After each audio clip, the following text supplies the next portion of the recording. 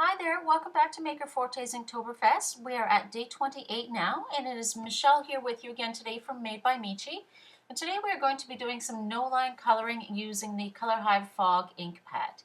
In addition to that, we are also going to be using a few of the manila tags. We're going to be using this beautiful floral stamp set called Live Life in Full Bloom, and we are going to be using that large floral in particular there. Ignore this one here because I changed my mind. I was originally going to use the stamp set, but you will see later which one I actually do use. And we're going to be using a whole bunch of Copic markers. Now I will show on screen the colors that I do use for the Copics throughout the video. So I placed the large floral in my Misty stamp positioner, put my tag in there, and I just very lightly ink up the stamp using the fog ink. And very lightly press it down onto the tags. We want a very light impression. And then I also stamp out the exact same image using just a piece of white cardstock, just so I have a stamped image that I can reference to in case I ever have a doubt about where the lines are or I can't really see them that well. So I can just look at that really easily in front of me and see exactly where they are.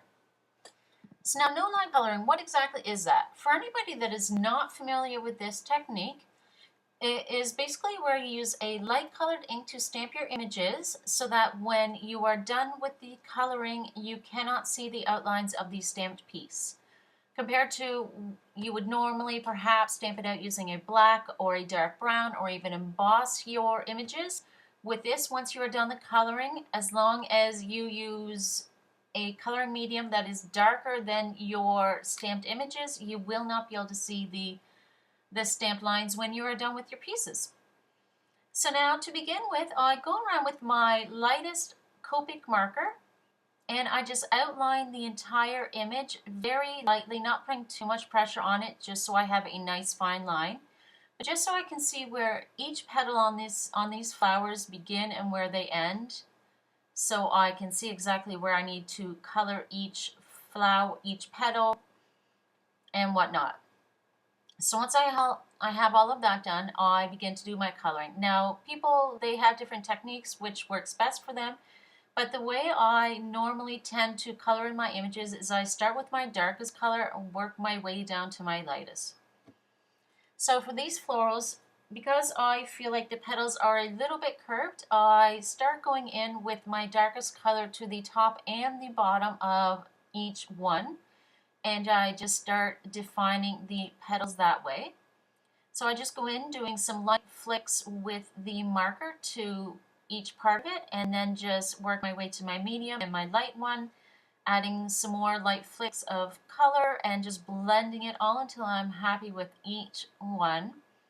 Now because this is no line and the image is stamped out using a very light ink, you have to make sure that you add in enough definition to each of these images so that others can see where, for example, on the flower, where each petal begins and where one ends. Or else, if you do not, it'll all just one petal will all just flow into the next, and you won't have that definition, and you won't know that, hey, there's 5 petals instead of just one big one. So always just make sure that you are adding enough of that darkest color to define each one. So I just work my way around the flower, going from one petal to the next, just coloring it in, going from darkest to lightest and blending it all.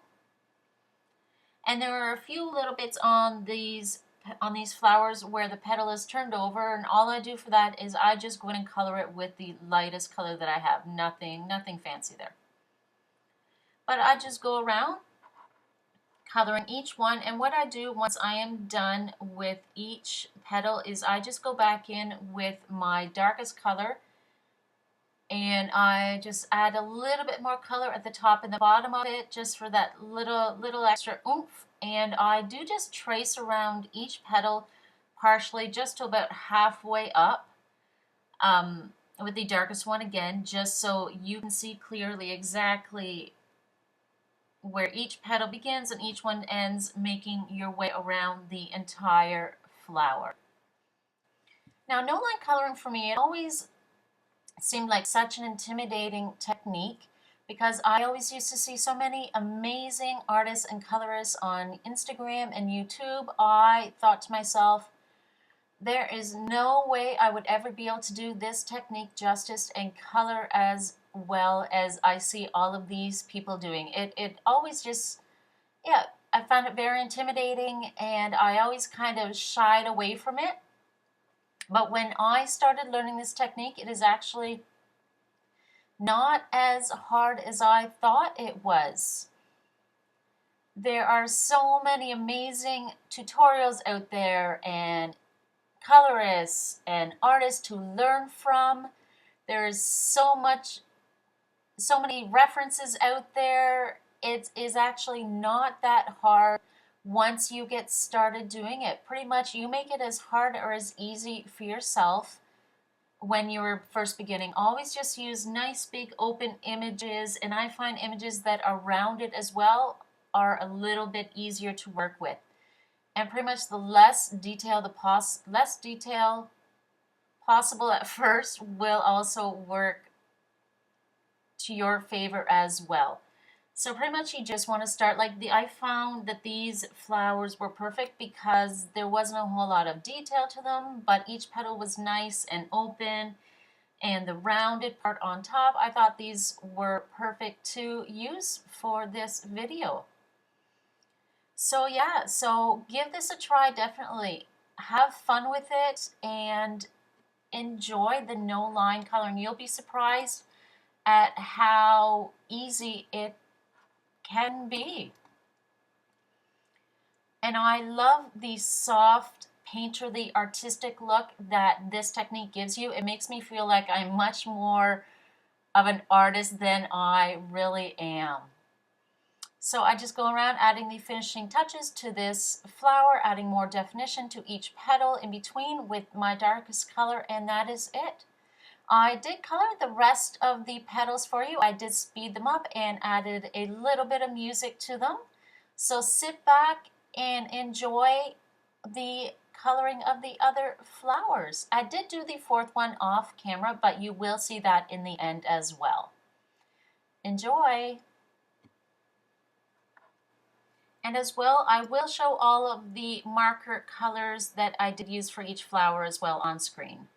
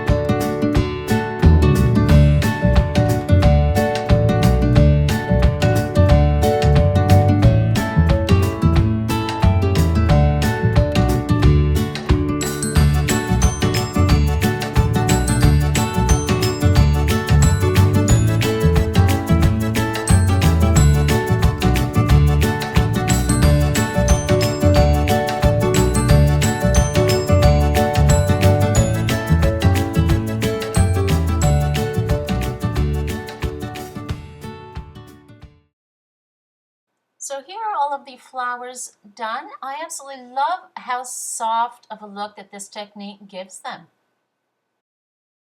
Now for my next one, I did change up the stamp set from that original floral that I did show you, and I decided to use the Love, Hope, Strength stamp set.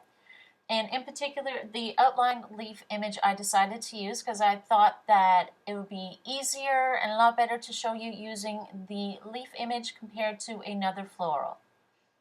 So I just start doing the exact same thing as before. I lightly ink up and stamp the leaf image using the fog ink on the manila tag, and I also do the exact same thing on a piece of white cardstock.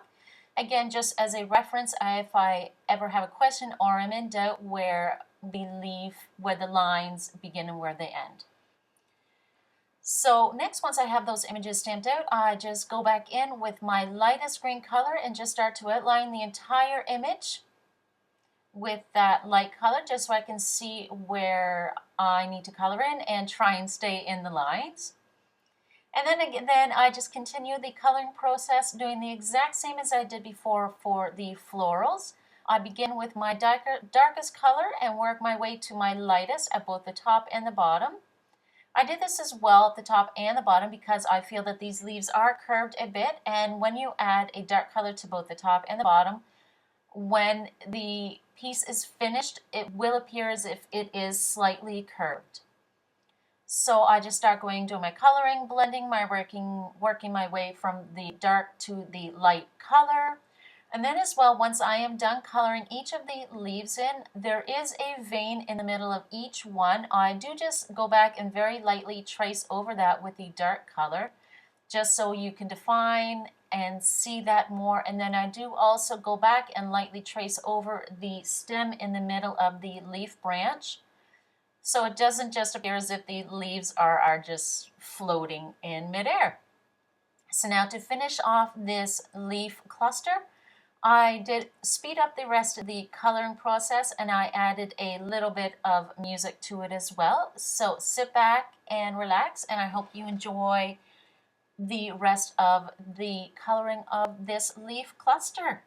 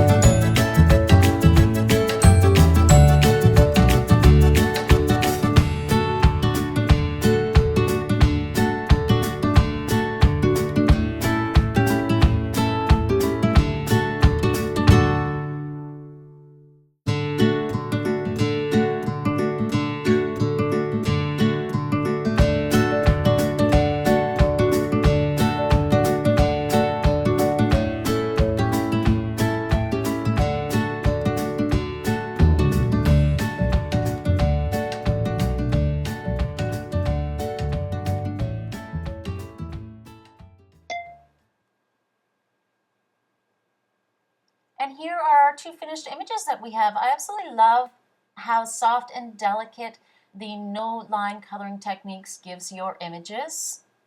Definitely, like I said, makes me feel like I'm much more artistic and more of an artist than I actually am. I thank you so very much for watching today. I hope you've enjoyed this and have learned a little bit from this video. Again, you can find me at Made by Michi. All the links to my socials will be down below in the description box. I hope you all have a wonderful day, and we will see you tomorrow for day 29. Bye!